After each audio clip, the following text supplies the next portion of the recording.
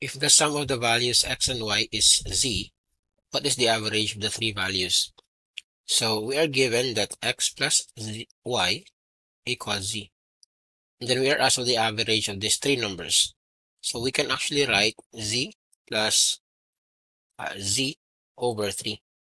So meron tayong 2z over 3, which is again letter A in the choices. 88. The number of ice cream cones eaten is directly proportional to the amount of burgers available. If 10 ice cream cones were eaten when there are 50 burgers available, how many ice cream cones will be eaten if 75 burgers are available? So this is just a ratio and proportion question. So meron kang 10 ice cream cones is to 50 burgers. This is equal to ice cream cone is to burgers, which is 75. So dito, we just gonna do 10.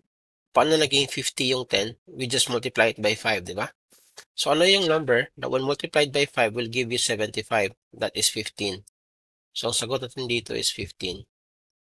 You can also do the concept on ratio and proportion. Yung ating y is equal to, since directly proportional, you can do y equals kx. So yung y mo is 10 kasi yung ice cream cone equals yung ano mo, yung x mo will be 50. So this is 50x, 50k.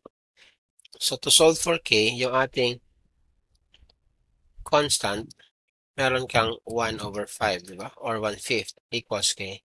So yun yung gagamitin mo ngayon. You're going to do is y equals 1 over 5 times 75. Still, this gives you 15. Just letter B in the choices. Number 89. In the equation, y equals z cubed for all integers y. What is y in terms of z? So dito, ang gagawin mo lang is, meron kang, again, x equals z cubed. What is y in terms of z? So alam mo na yung y is equal to 2x plus 2 plus x squared. 2 plus x squared. So simply plug in natin yung ating value ng ating x dito. So meron kang y equals 2 plus yung x natin is z cubed. Raise mo siya by 2.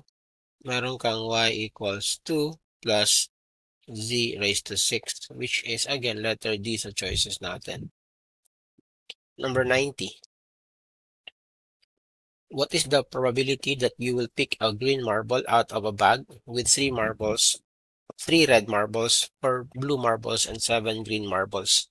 So pag sinabi natin probability, tandaan natin na yung denominator is the total number of elements, no? Dito, ilan lahat yung total marbles natin?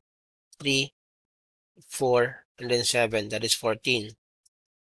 Tapos, how many ways, o ano yung chances natin that we can actually get blue balls or blue marbles? Green pala yung hinahanap. Green. That is again, 7. So, 7 green marbles. Simplify natin, this gives you 1/2, which is just letter B in the choices. Solve for more.